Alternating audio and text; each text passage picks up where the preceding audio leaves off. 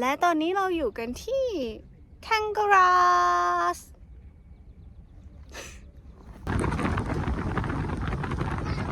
อันนี้คือน้ำแข็งที่ขุดมาจากแม่น้ำเลน่าใช่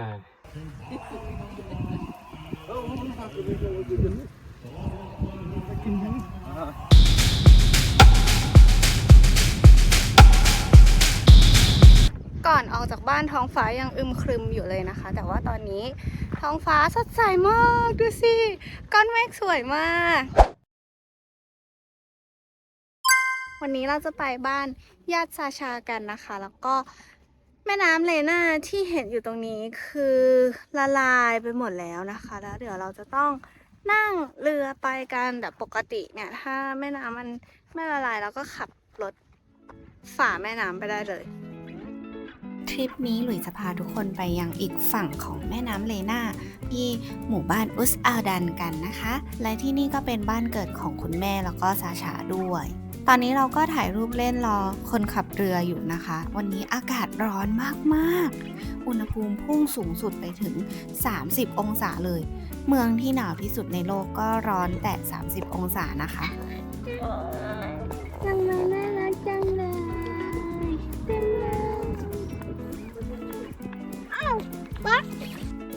พอขึ้นเรือมาก็มีลมเย็นๆโชยมาให้ได้ชื่นใจหน่อยส่วนลูกชายดูตื่นเต้นมากตั้งใจมองวิวมาก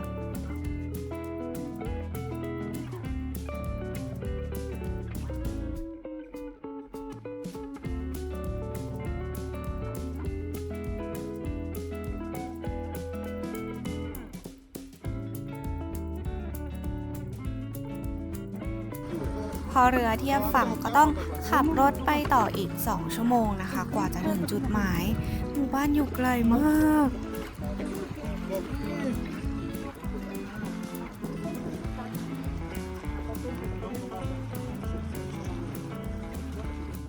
ระหว่างทางเราก็แวะอนุสรณ์สถานสงครามโลกครั้งที่2ด้วยนะคะคนที่นี่เขาเข้าร่วมสงครามทั้งหมด 2,372 คนเสียชีวิต 1,208 คนหายสาบสูญ226 คนแล้วก็ได้กลับบ้าน 1,164 คนเป็นช่วงเวลาที่โหดร้ายมากแต่ก็เป็นประวัติศาสตร์ที่ฝังแน่นในหัวใจของคนที่นี่ค่ะแล้วก็ขับต่อมาเรื่อยๆเราก็มาเจอกับรูปปั้นของชาวซาคาในชุดพื้นเมืองซึ่งอันนี้หลุยไม่แน่ใจว่าเขาเป็นใครแต่เหมือนว่าจะเป็นท่านผู้นำหรือบรรพบุรุษของคนท้องถิ่นที่นี่นะคะคนเขาก็จะเอาของมาวางเอาเงินมาวางเพื่อขอให้ครอบครัวปลอดภัยมีความสุขดีหรือให้การเดินทางราบรื่นอะไรทำนองนี้ค่ะถึงแล้วค่ะนี่เป็นบ้านของคุณลุงซาชานะคะเป็นบ้านพักตากอากาศ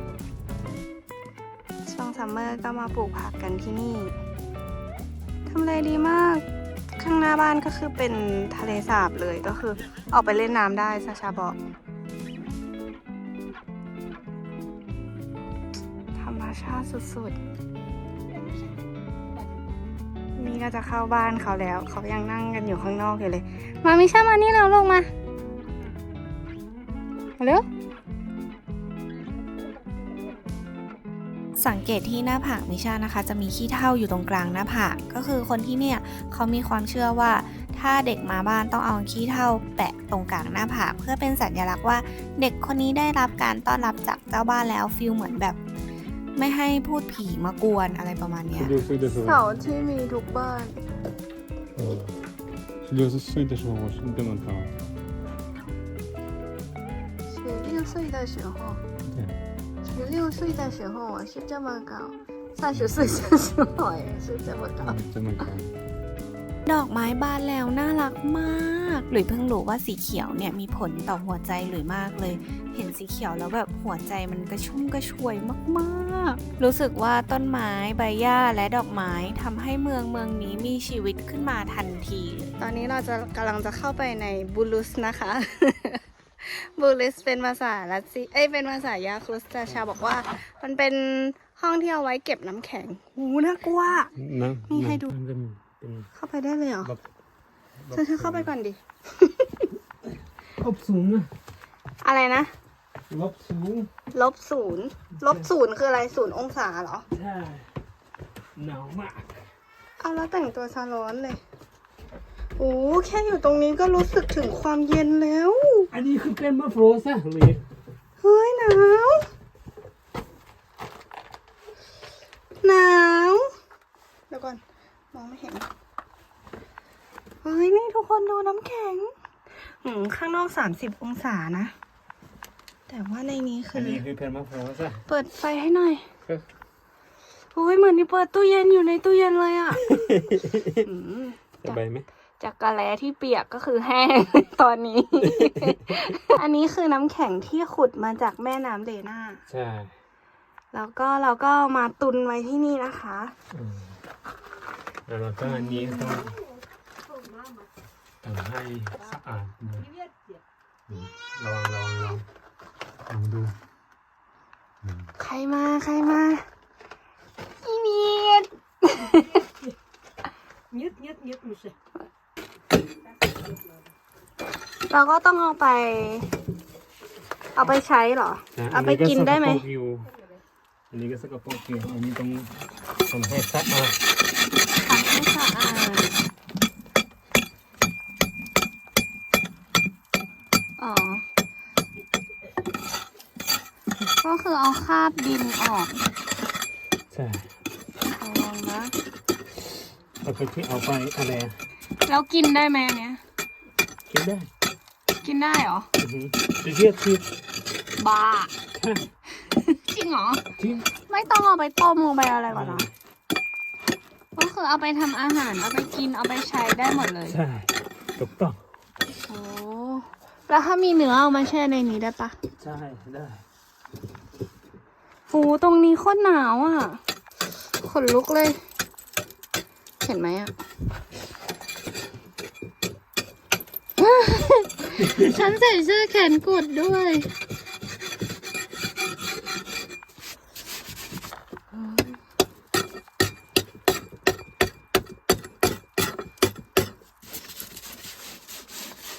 เห็นไหม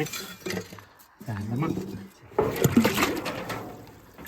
อยากให้เราดู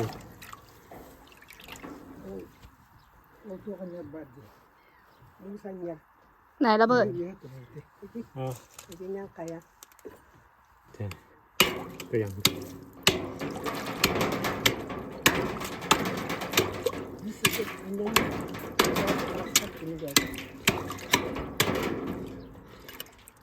这个是在中间。哦， Ну-ка, не делаю. อันนี้ก็จะเป็นบ้านของพี่ชายคนโตของคุณแม่นะคะ เราจะมาพักกันที่นี่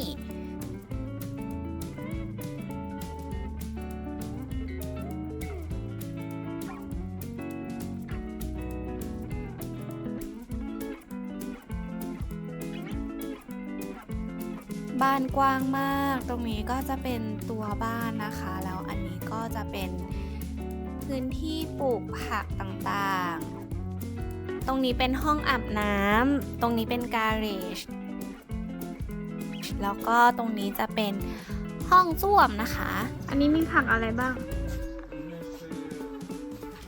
มะเขือเทศเหรอ อันนี้อ่ะ อันนี้บีทรูท 哦，这个更多。 นี่ฟักทองใช่ไหมพัมคินใช่ไหม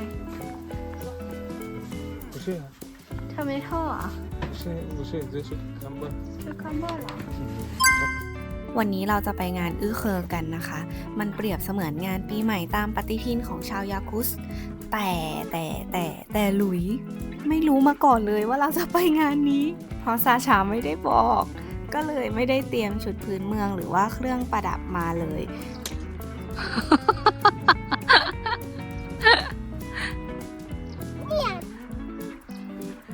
เวลาไปสถานที่ต่างๆ ที่ธรรมชาติแม่ซาชาเขาก็จะให้วางแพนเค้กตลอดเลย เขาจะแบ่งแพนเค้กเป็น3ชิ้น วางตามเข็มนาฬิกา ชิ้นหนึ่งก็คือเขาจะให้เทพทั้งหลาย แล้วอีกชิ้นหนึ่งก็จะเป็น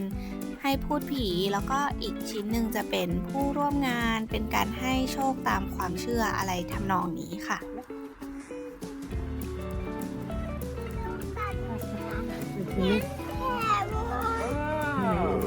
Şöyle. Mosquito yedi. คนที่นี่เขาใช้ชีวิตใกล้ชิดกับธรรมชาติมากๆเลยนะคะ ขับรถไปสองข้างทางก็คือจะเห็นวัวเห็นม้านอนอยู่สองข้างทางตลอดคือมันธรรมชาติมากๆและอันนี้ก็เป็นหนึ่งในอาชีพของเขาด้วยก็คือเลี้ยงม้าเลี้ยงวัวอะไรอย่างเงี้ยแล้วเราก็เดินทางมาถึงหน้างานเรียบร้อยแล้วนะคะ โชคดีที่หยิบเดรสมาด้วยแล้วก็หยิบเสื้อเชิ้ตมาให้มิชาด้วยอีกหนึ่งตัวมิชาเกือบได้ใส่เสื้อยืดมาร่วมงานแล้ว ส่วนคุณแม่ซาชาก็คือจัดเต็มแต่งตัวมาสวยเลย งานนี้จะจัดขึ้นในช่วงกลางๆปีตอนที่พระอาทิตย์แทบจะไม่ตกดินเลยนะคะ คือช่วงที่หลุยไปงานเนี้ยพระอาทิตย์จะตกดินประมาณ4 ทุ่มแล้วก็ขึ้นตอนตี 2แต่เอาจริงๆตอนที่พระอาทิตย์ตกดินท้องฟ้ามันก็ไม่ได้มืดสนิทหรอกเทศกาลนี้จะเป็นการเฉลิมฉลองแสงสว่างความอุดมสมบูรณ์แล้วก็ขอบคุณธรรมชาติที่เลี้ยงดูพวกเขาอะไรประมาณนี้ค่ะ แล้วตอนที่หลุยอยู่ไทยก็เคยเข้าร่วมงานนี้เหมือนกันนะเขาจัดกันที่พัทยาซึ่งปีนี้ก็มีจัดที่พัทยาเหมือนกันดูยิ่งใหญ่อลังการกว่าทุกปีที่ผ่านมาซึ่งแต่ละเมืองก็จะทยอยจัดงานนี้ตั้งแต่ช่วงกลางเดือนมิถุนายาวไปนะคะจนถึงประมาณปลายเดือนแล้วก็งานใหญ่เนี่ยจะจัดขึ้นที่ในเมืองยาคุสวันที่ 28-29 นี้แหละเดี๋ยวหลุยถ่ายบรรยากาศมาให้ดูอีกทีว่ามันจะใหญ่แค่ไหนอันนี้เรามาช้ากันนิดนึงนะคะมาไม่ทันช่วงพิธีเปิดแต่ก็ยังทันโชว์การแสดงอยู่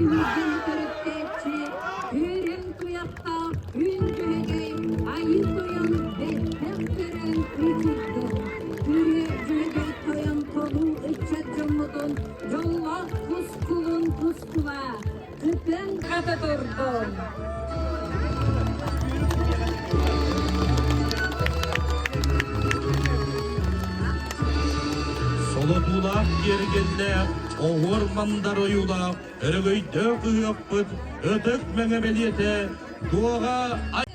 ส่วนอันนี้ก็จะเป็นผู้ใหญ่ถือถ้วยไม้นะคะ ข้างในก็จะมีน้ำนมวัวหมักหรือที่เรียกว่าบรึปะอันนี้เขาจะมาแจกให้แขกในงานกินกันเพื่อเฉลิมฉลองรสชาติมันก็จะเปรี้ยวๆซ่าๆสดชื่นหน่อย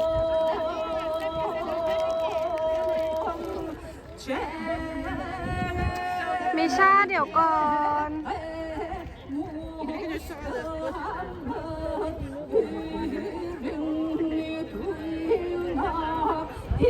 มิชาได้ลองกินครั้งแรกก็คือชอบเลยชอบมากซาชาต้องไปซื้อให้กินอีกขวดหนึ่ง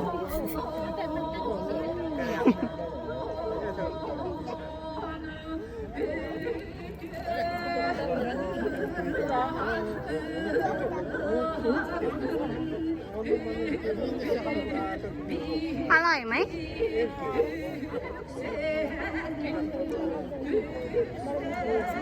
Sünnetliğinin bağlılığın Nikolay Nikolayevich Tipsevi.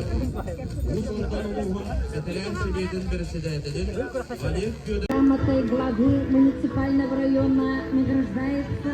Шульгина Светлана. ขี้วัว ขี้วัวมาทำอะไรนะ Дошкольного общеобразовательного ขี้วัวมาไล่ยุงนะคะอันนี้ แล้วก็จะมีการแสดงบทขับขานที่เรียกว่าโอลงโคะเป็นนิทานโบราณที่เล่าผ่านบทกวีแบบยืดยาว มีทั้งเสียงร้อง เต้นรำแล้วก็จังหวะจากกลองนะคะ เป็นศิลปะดั้งเดิมที่สืบทอดกันมาหลายร้อยปีแล้ว Kız Türk'üncü yüdün görür kütügarı karabat. Tahınan Uran kaytan uradı bu katır kiyene boyuna küste kiyene güyemçide bek kiyene bek yihanağa toyon doğu suastağa evet.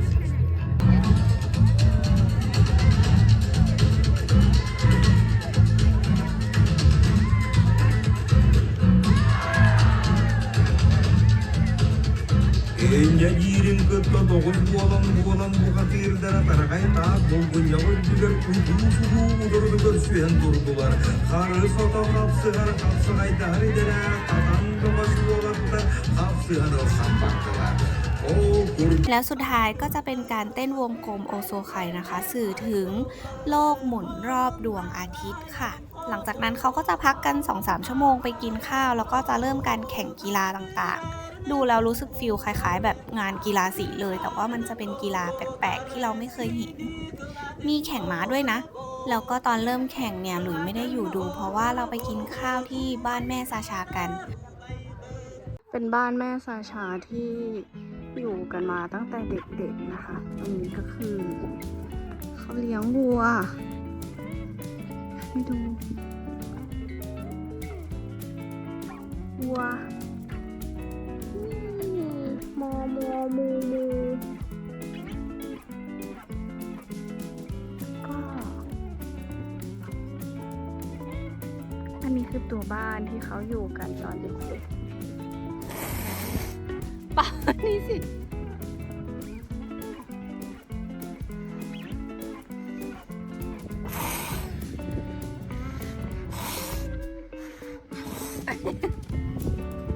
พอกินข้าวกลับมาดูการแข่งขันก็ดูไม่จบเพราะว่าหนาว อากาศหนาวเฉยเลยจาก 25 องศาเหลือ 13 องศา แล้วก็ไม่ได้เตรียมเสื้อกันหนาวมาไม่ได้เตรียมอะไรมาเลย เพราะว่าไม่รู้ด้วยซ้ำว่า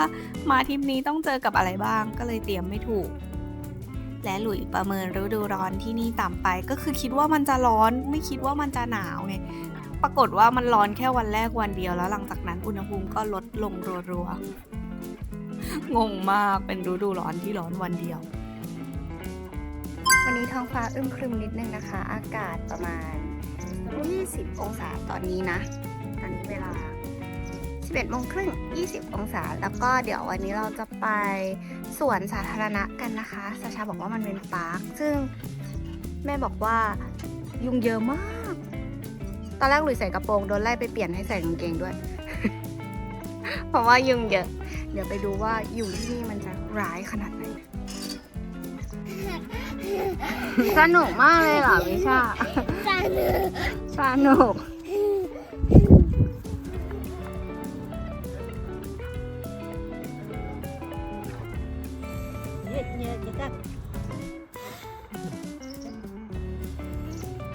Они опять это так. Кто будет лететь?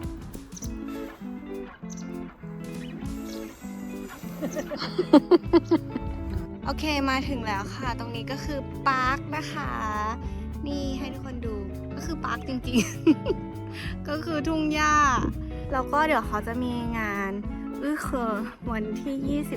21 มิถุนายนนี้ตรงนี้เหมือนใหญ่กว่าที่เราไปเมื่อวานอะก็ตอนนี้เรากำลังจะเดินเข้าไปในปาร์คนะคะอยากจะเห็นว่าหน้าตามันเป็นยังไงมันแบบมันต้องเดินเข้าไปข้างในลึกๆตรงนี้น่าจะมีคนมางานอ่ะพูดถูกไหมเนี่ยตรงนี้น่าจะมีคนมาเยอะกว่าเมื่อวานที่เราไปเพราะว่าตรงนี้ดูใหญ่กว่าแล้วก็ดูมีแบบมีที่นั่งมีพื้นที่ให้คนมากางเต็นท์มีที่ให้เด็กนั่งมีที่ให้เด็กเล่นตรงนี้วันงานนะคะเขาก็จะมีเต็นท์มาตั้งไว้ตรงนี้ก็คือจะเป็นแบบครอบครัวใหญ่ถ้าเป็นครอบครัวใหญ่ๆเขาจะเอาเต็นท์มาตั้งไว้แล้วก็โอเค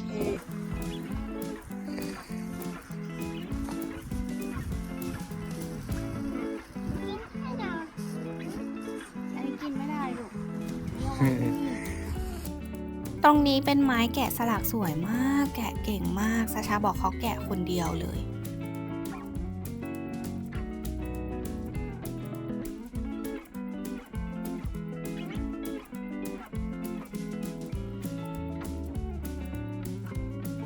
ส่วนตรงนี้เป็นโดมไม้รูปทรงกลมที่สะท้อนให้เห็นถึงสถาปัตยกรรมดั้งเดิมของคนชาคาค่ะ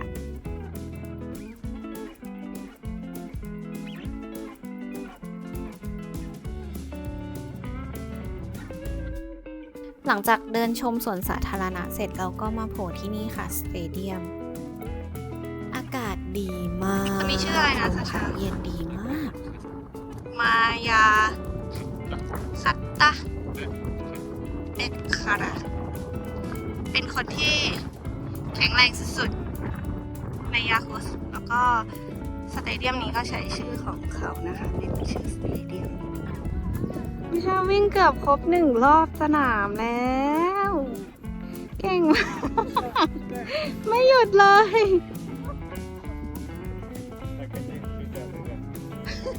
วิ่งเยอะๆเลยลูกวิ่งเยอะ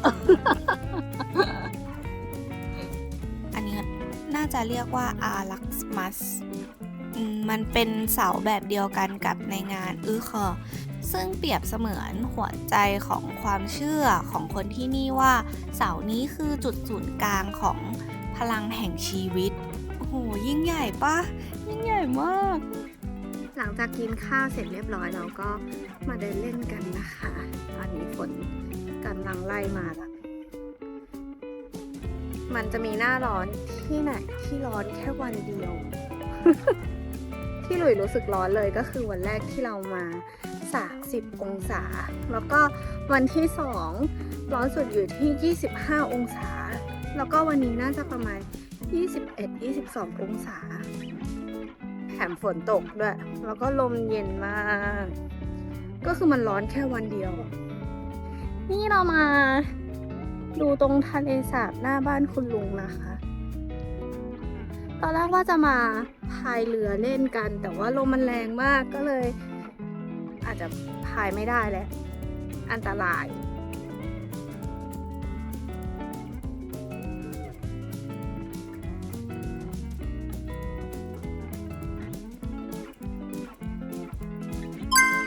วันนี้เราเดินทางกลับเข้ายาคุสแล้วนะคะค่ะกลับเราก็จะนั่งรถบนเรืออีกทีหนึ่งแล้วพอถึงฝั่งก็นั่งรถต่อไปจนถึงบ้านเลยแต่รถดันมาเสียกลางทางก็เลยต้องซ่อมกันสักพักแล้วก็หลังจากนั้นก็ขับต่อยาวๆจนถึงบ้านเลยและทริปนี้ก็เป็นทริปที่เต็มไปด้วยความเชื่อเก่าแก่วัฒนธรรมความสัมพันธ์อันแน่นแฟ้นความเงียบงามของธรรมชาติ ที่เราไม่เคยรู้มาก่อนเลยว่ามันยังมีอยู่จริง และสำหรับวันนี้ก็ต้องขอจบคลิปแต่เพียงเท่านี้นะคะ แล้วเจอกันใหม่นะ บ๊ายบาย สวัสดีค่ะ สนุกไหม สนุก สนุกว่ะ ดูตานี่เที่ยว